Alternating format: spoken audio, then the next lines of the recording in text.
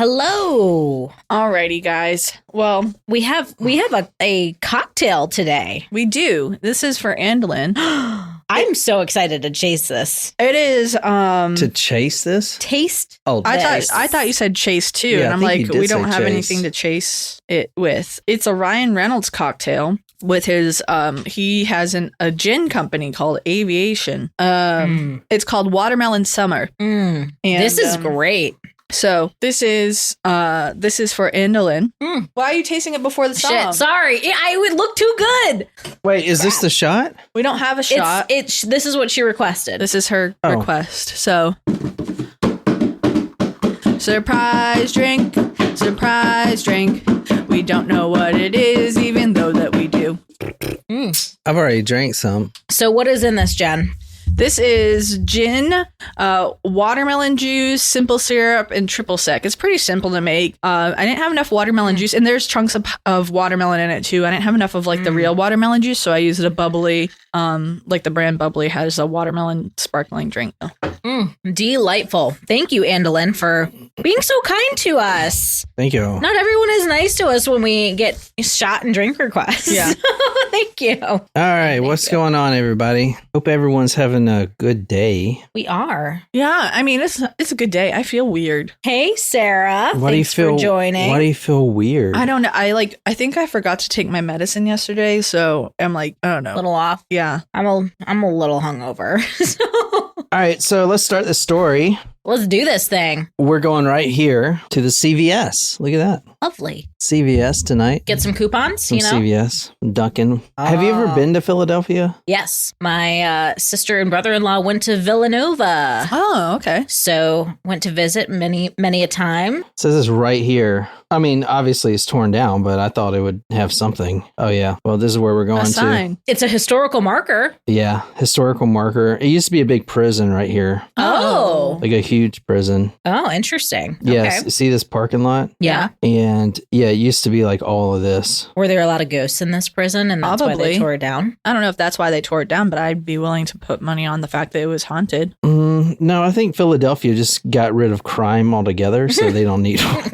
Nailed it. We are going to the Moyaminsing prison, the state prison. This is Okay. what it looked like back in the day, yo. You know, this was a maximum security prison for the worst of the worst. Looks pretty intense of a prison. Yeah. Yeah, it is. So tonight I am starting this story on May 7th, 1896. We're going to the Moyaminsing prison, and it is about 10:30. About 10:30 AM or PM? a.m. Okay. Yeah, a.m. I figured you would use military time if you met them. So Mm. in which case I wouldn't have known what time it was.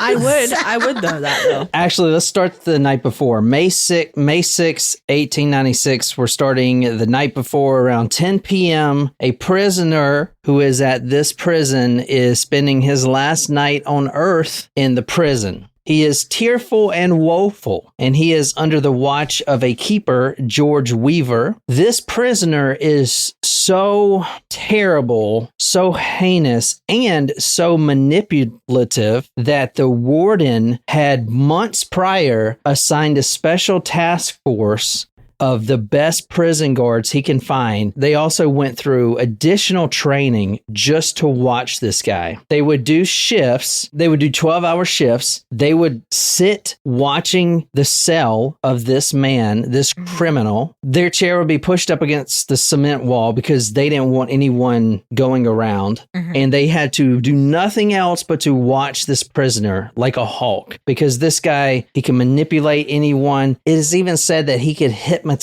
people just by looking at them. Spooky. Almost instantly. He had these big blue eyes, and he actually trained himself to hypnotize people. I do have a question though. Was he woeful because of like the fact that he was going to die, or was he woeful because he was facing what he had done? Or was he actually not woeful at all and he was hypnotizing them to think that he was? Yeah, I just one of the old papers said tearful and woeful, so I put that. Oh. The prison guard George Weaver, he is the keeper. Now, the prison warden assigned these 3 excellent guards to not only watch this guy, but he instructed them to not talk to him, because this man is going to try to talk. He is going to try to get in your mind. He is going to try to do something to get you under his influence. So even when he talks, just don't say a word. However, the prison warden, that demand kind of fell through months ago because all 3 guards are now great friends with this guy. That's how dangerous and manipulative this guy can be. All right. Sociopath for sure. Mm-hmm. Exactly. But it is May 6th. In less than 12 hours, this guy is going to be hanged until he is dead. And so this is his last night in his cell. The book that you're reading now is from the great-great-grandson of this man. The prisoner's name is Herman Mudgett. So this is from the great-great-grandson. From Bloodstains by Jeff Mudgett, 24 hours a day, prison guards sat indirectly across from the maximum security cell, watching Holmes through the steel bars. He was the only inmate given his own watch, 1 guard for 1 prisoner. The guard sat with his back to the concrete wall. There was no door, window, or other cell opposite Holmes. Obviously, Herman Mudgett is H.H. Holmes. It's just one of his many aliases. He's got 10 or 20 at least. Wow. At first, when you said he was given his own watch, I thought that he was so influential he actually got to keep his personal belongings. Oh, I actually thought that too. And yeah. Oh, really? Yeah. The wall allowed that guard to watch his prisoner without having to worry about what was at his back. Holmes guards were specially trained to monitor the conduct of the most dangerous human beings in the world. They were trained to notice anything, no matter how small or out of the ordinary. For this, they were the highest paid guards in the prison system. They were maximum security for the maximum threat. All right, so we are talking about H.H. Holmes tonight, otherwise known as Herman Mudgett. And we're reading from several books, but the excerpt she just read from is from the great-great-grandson, Jeff. H.H. Holmes was a master manipulator. He could hypnotize anyone within a few minutes of just staring directly into their eyes. Jeff talks about this in his book, that his great-great-granddad was known to purposely catch your gaze and not turn away. However, most people would be like, what the hell is this guy looking at? However, with Holmes, you don't think that. You just fall into these eyes. And eventually he can actually suggest things to you, hypnotic suggestions, and make you do things. This is all real because the warden was so afraid that something was going to go wrong. These maximum security guards had to watch him all the time. And not only that, they couldn't talk to him. But guess what? Now they're like best friends over the months.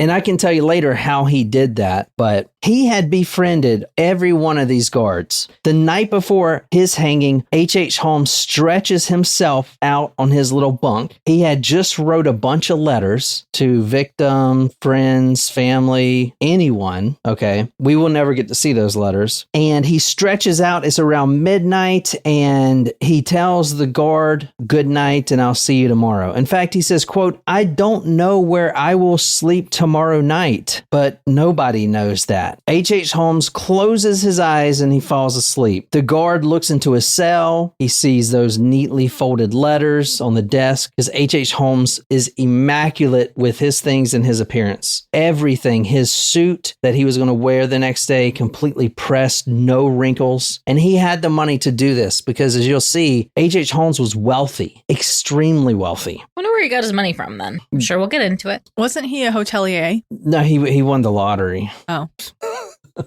We haven't covered the case yet. I don't know. He won the South Carolina Powerball lottery. Damn, that's who won. The guard looks into the cell. He sees these neatly folded letters on the desk, a crucifix completely level right above H.H. Holmes, who is now sound asleep. He sees these 2 well-worn slippers, never to be worn again. And from The Torture Doctor by David Frank, he had come to know Holmes better than anyone else, and he was heavy-hearted. This guard was so upset that he will lose one of his new best friends.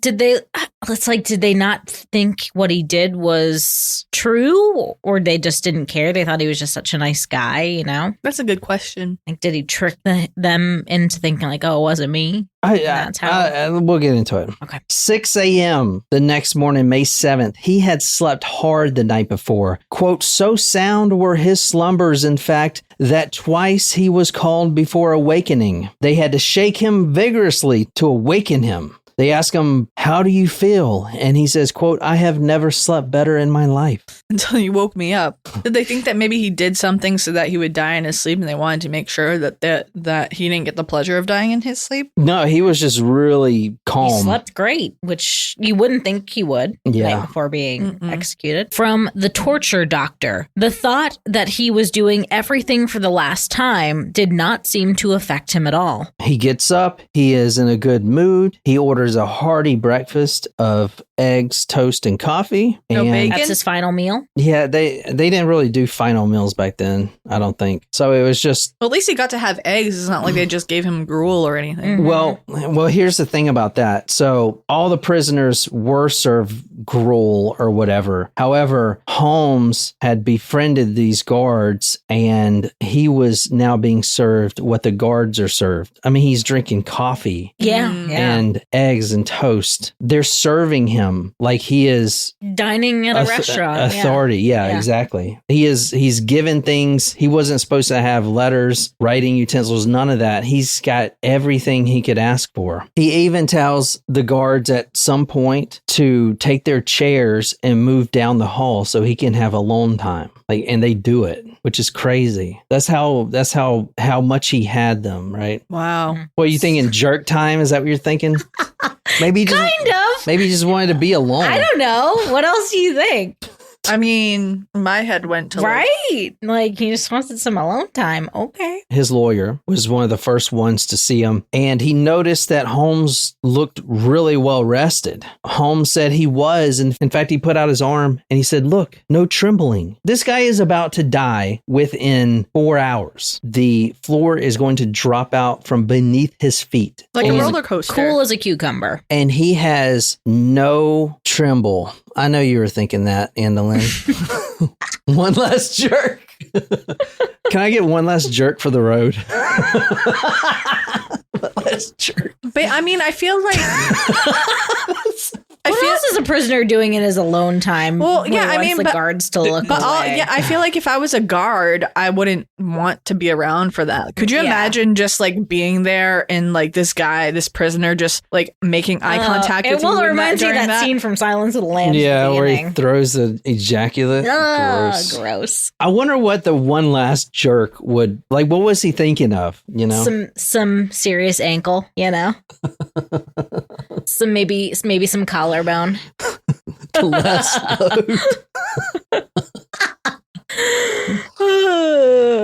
All right. Also, when I heard gruel, I thought of Mean Girls when she gruel.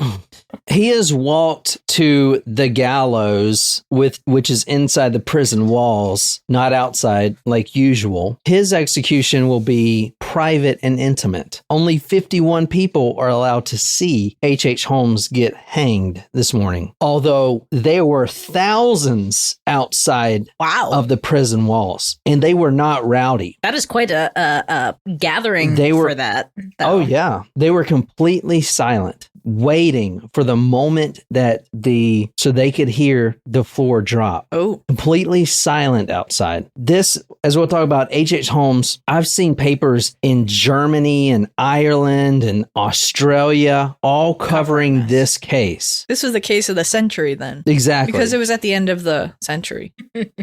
No one will top it. Yeah, I like that. Everyone on live chat is just saying H.H. loads. They're coming up with your title for you. I'm not using HH loads.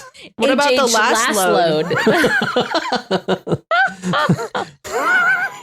Oh my gosh. I'm not using that. All right, clearly there's more to the story that we're going to cover today other than alone time. I need alone time to think of a title. The entire city, and from people were coming in from around the country knowing that they will not be able to see it because these 51 tickets, I mean, this was more demanding than a Taylor Swift concert, right? I mean, think about if Taylor Swift just gave out 51 tickets. I mean, there would be like a bloodbath. Oh yeah, complete mayhem. Around this time, it is 9:30 a.m. He is visited by two priests and the sheriff, who he is also quite cordial with, and also his personal lawyer, Samuel P. Rotan. And this is usually never allowed. The lawyers, as we just covered Gacy's case, John Wayne Gacy, and Karen Conti said she wasn't allowed to see the execution. So this is something that goes back hundreds of years. A lawyer, your personal lawyer, cannot witness your execution. However, as with other strange things, Holmes was allowed that, among other things. I don't remember if Karen said why that was the case. I don't know. I think it was like a law or something. Like, would it be a, what's it called? Like a conflict of interest or something? Thank you. I think I don't remember what she said about it. I won't guess. I remember. The men walk up 13 stairs. H.H. Holmes is between the two priests, the sheriff, and his personal lawyer. His mustache was slightly trimmed. However, one reporter that was there in attendance said that he, quote, looked dead already. And this was something I found quite weird. Holmes was imprisoned for quite a while. So he was writing to the media, and they would come in and either take a photo or do an illustration. And Holmes's facial features changed quite drastically over the time he was in lockup. So much so, and he'll tell the media, and you'll see this in his letters to the media, that he's getting a more demonic appearance. Oh. The guilt is weighing on him. The victims are talking to him in his sleep. He's having nightmares. He is physically changing. To one reporter, he revealed, "I am convinced that since my imprisonment, I have changed woefully and gruesomely from what I was formerly in feature and figure. My features are assuming a pronounced satanical cast. I have become afflicted with that dread disease, rare but terrible, with which physicians are acquainted, but over which they have no control whatsoever. That disease is a malfunction or distortion of the osseous parts. My head and face are gradually assuming an elongated shape. I believe fully that I am growing to resemble the devil, that the similitude is almost completed." That's a real disease. We did a headline about that. That is a real disease. Yes. It's called the devil disease. It's creepy. Let me show you. What is it? Is it called the devil disease? Or the demon. It was like something. Face disease. Yeah. So. Or demon face syndrome. Demon face syndrome. Yeah. It does sound familiar. Demon faced.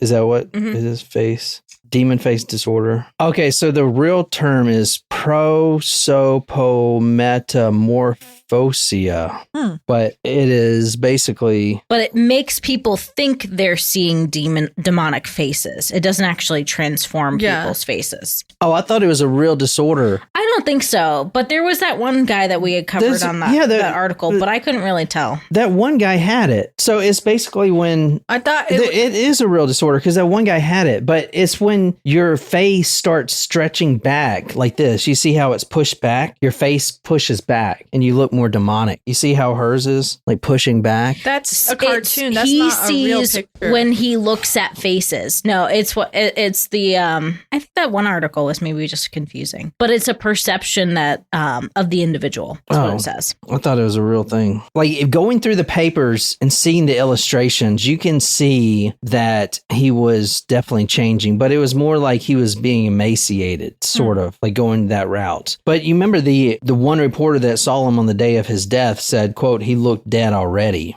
And he said to the reporter that he is assuming a pronounced satanical cast. Like his face is changing, man. Although most of the 51 people in attendance did not see his face because he said that he was so guilt-ridden by his actions, by his crimes, that he requested to wear a hood the entire time. Now this is not standard procedure. No, I thought the person that the guy that makes the executioner. Yeah, thank you. He wears a hood. Good point. He just walked up these stairs, and this is it. You know, we're 2 minutes away from this, and he gives his final speech, which we're not going to read because it's more of, you know, I just want to set the record straight. I didn't do it. I'm innocent, sort of things. And the only two people I killed was because of his malpractice, and I feel terrible. But the whole time he's been in prison, he's been saying how awful he feels and all this stuff. And he did release a confession where he killed 57 people and all the murder castle and stuff like that, which we're going to get to. But we're talking about the day he is going to be hanged. He is on the gallows, on the platform, and the executioner is there, the two priests, the sheriff, the warden, they're all there. And he is cordial with everyone. He thanks the executioner. He thanks the sheriff, everyone. They're all friends with him at this point. The priest then motioned the condemned man to kneel, and he did. At this point, there was a crucifix around Holmes's neck, and he began grasping it. He's kneeling on the platform. The reason you kneel is so the executioner can easily put the noose around your neck and then tighten it up. So he's kneeling down. The noose is placed around his neck. It is tightened really tight so it can break that neck. And he is already gasping, you know, because it's a little too tight. And he says, goodbye, everyone. Now keep in mind, he's wearing his hood. While on the platform, he shakes hands with everyone. And one reporter said, quote, he was the coolest of the entire party, just completely calm.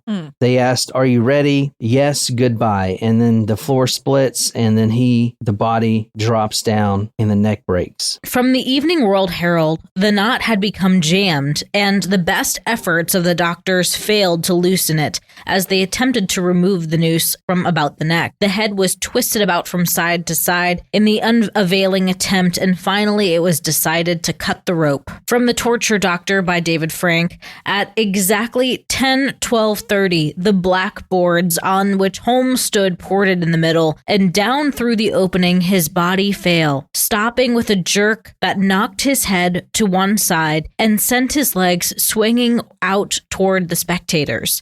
The contortions lasted for a minute, the body turning round and round, and the legs swaying backwards and forwards, as if the man were struggling to break the merciless rope. The back and chest heaved, the fingers opened and closed repeatedly, and there were twitching about the exposed neck. This condemned prisoner is now dead. This man's neck is broken. The execution went smoothly. The black cap removed. I'm not convinced it was him. How would you not be convinced? Because he had to wear a hood. No, they removed the black cap to make sure everything was right. Quote, the dead man's face was a thing too ghastly for description, and even the doctors turned from it. Perhaps the devil really was killed this morning.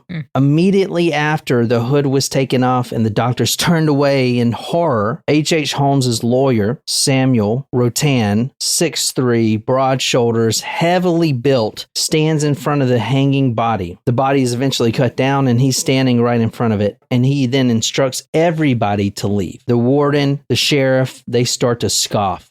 You can't do this. As per our agreement of what you had made with Mr. Holmes, this is how it's supposed to go. Everyone is supposed to leave, and I'm supposed to guard the body. He had promised the sheriff and the warden, and as well as other people, that he would donate his mass fortune to charities of their choosing. This is how he got these special perks. He got to wear the hood. He got to be with his lawyer during the execution. All these little things was awarded to him because he was wealthy and he played the system. And he would donate it to whatever they wanted to. Mm-hmm. And they knew the deal. So even the warden and the sheriff, they had to leave. Right now, it's just this man's body, his dead body on the floor of the gallows, stood over by his own lawyer. At this point, two detectives come in, two very well-dressed detectives with bowler hats.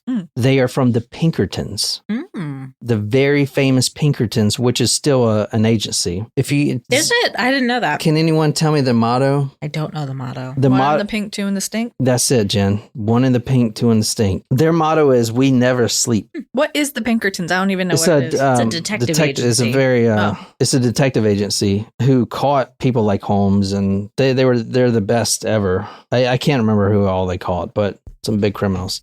Anyway, these two Pinkerton detectives come in and they stand guard over the body. H.H. Holmes, at great expense to his personal wealth, had hired both of these Pinkerton detectives to watch over his body. At this point, it's about 11:30. A J.J. O'Rourke, the undertaker, pulls up. He's also been hired through H.H. Holmes and his interest. He pulls up in his wagon shortly before noon. In the back is an ordinary pine box, which H.H. Holmes will be placed inside. So that is the execution of H.H. Holmes. I read a book that is very interesting. It is from the great-great-grandson of Herman Mudgett, H.H. Holmes. This guy's name is Jeff Mudgett. He wrote a memoir about some things that he came across. Now, as a child, Jeff Mudgett would intentionally call his grandfather, so, the son of H.H. Holmes, which is Jeff's grandfather. Right. He would intentionally call his grandfather Uncle Bert. He's not an uncle, he's his grandfather. But to Jeff Mudgett, who is still alive, he's the one who wrote this book I was reading, he would call him uncle because, quote, he didn't deserve that honor. To be called Grandpa. So this is Holmes' son, right? He remembers the worst of Grandpa Bert. So much so that Jeff goes through this whole thing of not crying at the funeral. He just could not do it. Why would people cry for this man? This man was just cold, He was just not a good man, Now, Grandpa Bert didn't leave much to the family, especially Jeff, the grandson. Jesse James, yeah, that's right. Andolin says the Pinkertons got Jesse James. I feel like if I was an outlaw, the Pinkertons would get me, So you agree that you couldn't escape? The Spock shock. What the fuck? Are you still talking about the pink thing? Yep. It's hard not to watch the chat and start cracking up while you're being very serious. So, all right, you have two detective Pinkertons and then one decomposing body. So it basically is two pinks, one stink. So there you go.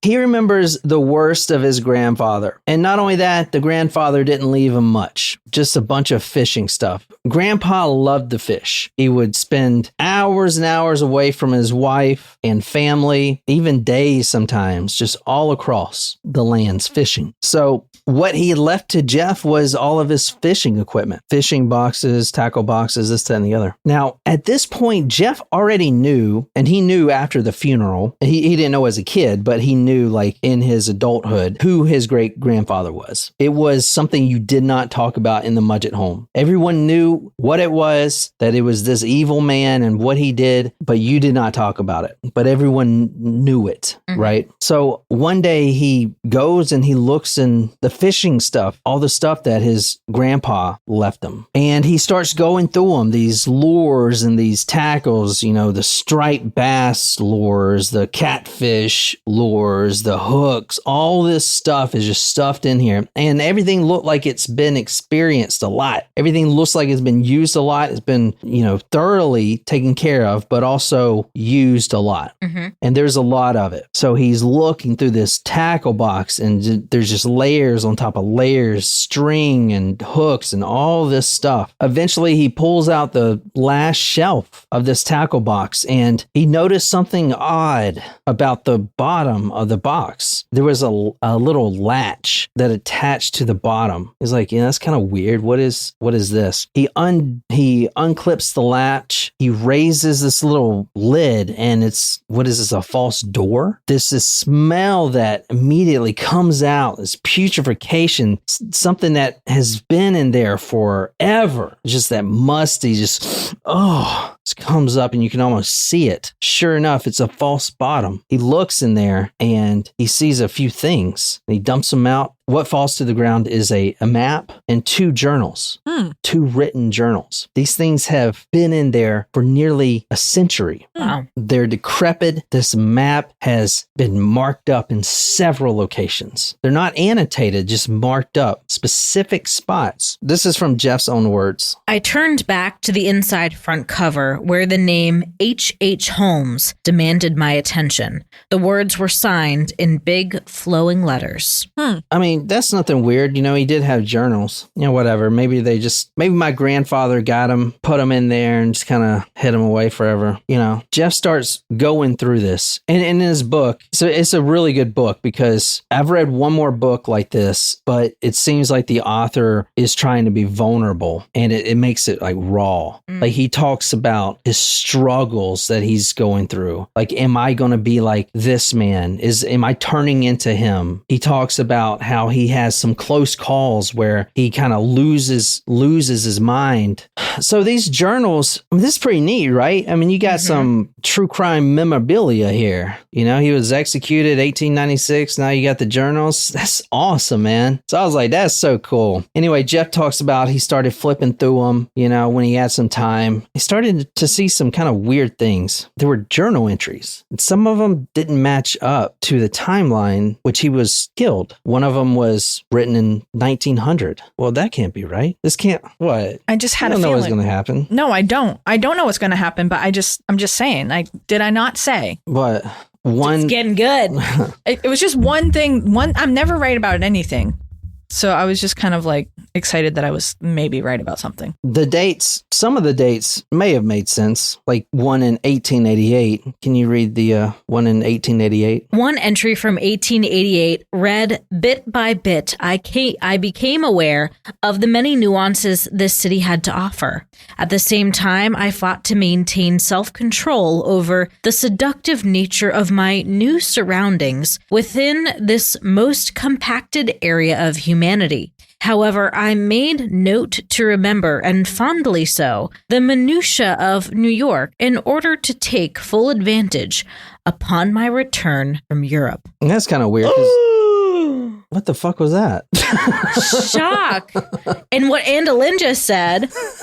Oh, I wasn't thinking that. Andalyn said, she's thinking what we are. He's Jack the Ripper, yo. So are you telling me that H.H. Holmes could be Jack the R, J the R, J to the R, Jr.? Are you telling me that Holmes could be Jack the Ripper? I don't believe it. Another entry said, quote, "Early the next morning, another victim had been identified and led to a suitable location. The space was behind a small house cluttered with refuse and presenting perfect seclusion. The street was dark and strangely uninhabited for having so many tight dwellings and long rows huddled upon it. This one was particularly appealing due to its separation by a large fence that divided the 2 neighboring dwellings." I do remember that fence and what he's talking about. Doing the Jack the Ripper story. I can't remember her name, but I do remember that exact fence he's talking about. Anyway, but that could be just a joke, right? But what about some of the entries from the 1900s? Some going up to 1920. Okay, all right. How is that possible if he was executed? Guess what? He wasn't. So no, here's the thing. The man in the grave is H.H. Holmes. 51 people saw him hang until he was dead. No, they saw a man who was called H.H. Holmes with a thing on his face. So what, is just someone who volunteered? That doesn't make any sense. No, they didn't volunteer. They took another criminal. Surely this is Holmes, even though there are some inconsistencies that my mind can't even get past. For instance, like, why hire your own security detail at great expense, 2 Pinkerton detectives to watch over your body in the grave, to stand by your grave for nearly a week as your body decomposed? So the 2 Pinkertons would have had to have been pretty, like, they would have been bribed because they would have known. No, I'm not saying it's not him. I'm just saying. I'm saying I'm saying it's not him, but I'm also saying maybe they weren't real Pinkertons. Yeah. No, they were real Pinkertons. Okay. Usually bodies are also autopsied right after death. This has been the case since the medical community existed. Literally since like the 1500s. Leonardo da Vinci, I remember him talking about in one of those books I read that the autopsies were done every time, even after executions. There is no way to get out of that. Absolutely, this is because you go back to the fact that you said they made a deal With him about money. So he could have made a deal so that they take some unfortunate soul who was replace the actual H.H. Holmes. But he had made a statement. He said goodbye. Now, he has a full statement. It's him denying everything. But all right, let me just get on with this. Whatever. No autopsy was ever done, which is weird, right? They should have done an autopsy, right? He wore a hood, which is not normal, but he requested it. From Bloodstains by Jeff Mudgett, the executioners were awaiting at the top. They seemed genuinely surprised to see that the prisoner was wearing the hood. So much so, in fact, that the sheriff removed the garment at once, taking a long, slow look at the prisoner. Not only that, but what about this after his death, this evil eye? Trial of death follows curse of evil eye. And this is from the Akron Beacon Journal, 1912. It says, Philadelphians are recalling the baleful glare of the madman's eye. Bad luck seems to have followed for those connected to the case.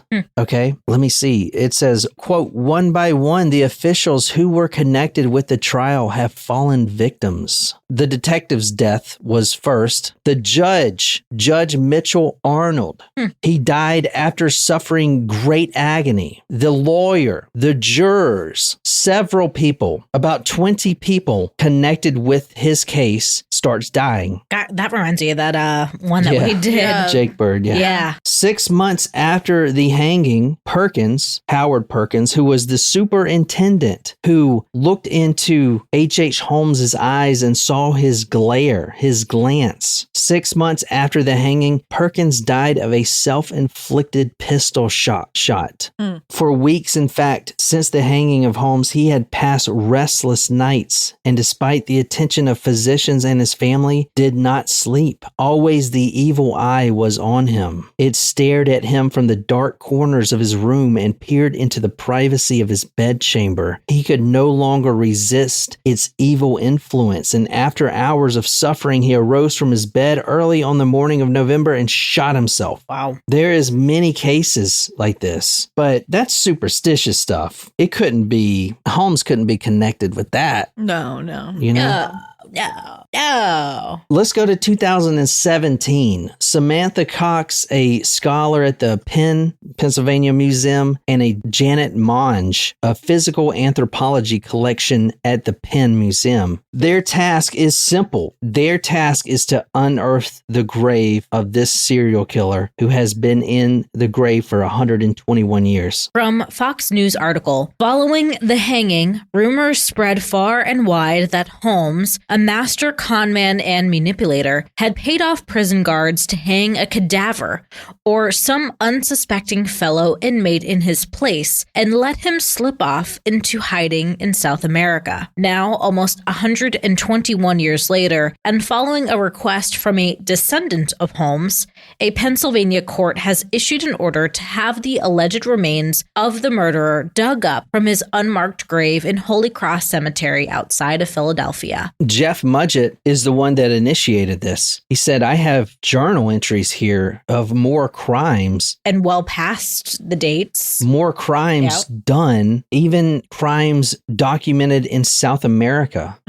Oh. From South America to every part of the world. It seemed whoever had this journal, which was not Grandpa. No. Because he never traveled. Whoever wrote in this journal, which was labeled H.H. Holmes, was heavily documenting his life and his crimes past the execution date. So Jeff says, let's get a judge order and dig it up. And if it's him, case closed. He said, I'll publicly apologize. Mm-hmm. So they start digging.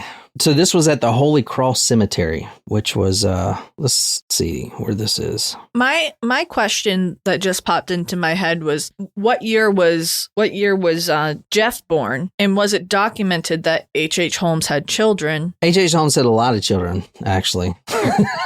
Interesting. H.H. Holmes was, from what I've known so far, a real ladies' man. In fact, I was reading one book. It said, in today's terms, you would refer to him like as a pretty boy, like immaculately dressed, wealthy. He could stop, a supermodel, a rich supermodel, and just stare into her eyes, and she would be at his beck and call. Mm-hmm. And not only that, but as we go through the murder castle, it's going to be very obvious that he did not do this alone. He had assistants helping him do this. And if we believe the thing with the Jack the Ripper, he was doing that specifically for harvesting organs, which he sold, which if you remember when we did Jack the Ripper, there was someone, a doctor who made a request to buy organs from the United States. Yep. That is odd. And he was wearing A bowler hat. No, he was wearing the Sherlock Holmes hat. Yeah. Yeah, which is a... No, it's the Holmes Fox. hat's different. Oh, okay. Fox something hat, right? All right, this is the cemetery where he's buried. Actually, this is it right here. I think this is the... Do you see? Like it's like dug up. Yeah, I think that's where... Yeah, so it's an unmarked grave, and they dug it up. Wow. Now, if you ask Jeff, that is not his grandfather, great-great-grandfather in the grave. All right, so they start digging up this grave at the Holy Cross Cemetery, and they dig about 6 feet down, and guess what? There's a pine box. If you go back to the What Undertaker, they should be finding. Yeah. the Undertaker was carrying in a pine box, the exact same one. Size, dimensions, everything matches up. This has got to be it. This is an unmarked grave, no headstone, and there's a grave in it. Were there a lot of unmarked graves though? Like No. There's like unmarked graves are specifically reserved for people that like the law doesn't want dug up. So even like a pauper's grave, like you'll have like little plaques at least, like at least a marker, even if it's like unknown. They hide unmarked Ones graves. like these. It's like Edward Gein's body. Like no one knows where it is. And usually they'll hide it like in between two other graves. And wouldn't it also like help detract the attention? Because like everyone would want to like go visit the grave. Yeah. That's go exactly what I- visit the grave and then find out it may not be him. That'd be weird. Or just either destroy it, vandalize it, or pay weird homage to it. You know what I mean? Like it could be any of those things. Well, if you ask Jeff Mudgett, he says that his great-great-grandfather, the reason he hired the Pinkertons is because he didn't want people to dig up the graves and be like, wait, this isn't him. Let's go back. Andolin said grave robbers were huge back then. So that's a good point. Like if to protect someone of that notoriety. That makes sense. That does make sense. I get that. Okay. And going back to, remember I talked about how his face was taking another form. Literally, his appearance has changed. He wrote that since I've been in prison, I have changed woefully and gruesomely. Are you telling me that he is prepping the United States media to accept another man's face as his own? Yeah, absolutely. As soon as you said that, that's where my thought went. Like grooming them. Because because this guy had no remorse. Anyway, they start digging. From the Philly Voice, in fact, the wood was pristine. You could see the yellow in the pine, Cox said. It took 3 days to excavate the coffin, and they needed a saw to open it. To their astonishment, it was empty. The 5 days they had budgeted to find Holmes was already up, and they still had no remains. So this is what they found. And that's where I'm stopping. Of course it is. Shit. What? Well, I didn't know about this. This is pretty recent. Yeah, it's pretty recent. So I'm gonna stop it there. If you've heard of the recent things with H.H. Holmes and all this, you probably know where this is going. But if you haven't, don't look it up. And don't tell us. Don't spoil it for me and Jen, please. Yeah. So this story is going to be on his crimes that we know of, not really the ones that the diaries claim. You know what I'm saying? Mm-hmm. They're going to be more of what we do know. Sable, this is for you. But we did. So we're going to do like like all of the stuff, like the murder house and everything. Like he didn't just kill in this murder house, you know, even though that's a big part of it. Yeah. But I don't know. Still researching it. So. Oh, I can't wait to hear more. I did not know any of this. So, I mean, I know it's probably one of the most popular serial killers in history. And a lot's, you know, known about him. Yeah, the only thing I really know about H.H. Holmes is the name and he had the murder house. That's really all I know. Well, I mean, and that they made American Horror Story Hotel. They kind of like did they? There has been took from him a little bit. There's been a lot of speculation that he may have been Jack the Ripper. And if you ask Jeff Mudgett, yes and no. He had an assistant who he trained, which we do see he has done before. And he trained this assistant because he was actually selling these organs and harvesting these bodies. He was an expert in that. He made a lot of his money selling skeletons to the medical schools because like they needed skeletons and they needed cadavers. So he would sell both. Wow. And no one would ask questions because it's illegal to do what he was doing, obviously. Well, exactly. Everyone knew it was illegal. That's where you had the Birkin hair. Remember? Yeah. So damn. Oh, I cannot wait to get into this. Very even exciting. More. Yes. Well, Jacob, he was apparently harvesting so many that he needed to train someone to do it. I mean, he was making a ton of money with this. A lot of money. So from his wealth was mostly generated from like selling these bodies to the medical, community? That and insurance scams. So like you take out $10,000 on yourself and then we kill you but you're in on it, right? So we just substitute a body for it. Sweet. I'm going to do some more research. I hope that was okay. It was. It was great. It was all right. It was great. A lot of build up. Mm-hmm. Yeah, a lot of build up and then some alone time. One needed. last jerk. Oh man, Excelente. All right, yes. Well, perhaps we will do some headlines a little bit later if y'all want to. Well, thanks for being here. Hope you guys enjoyed, and we'll be back here in a little bit.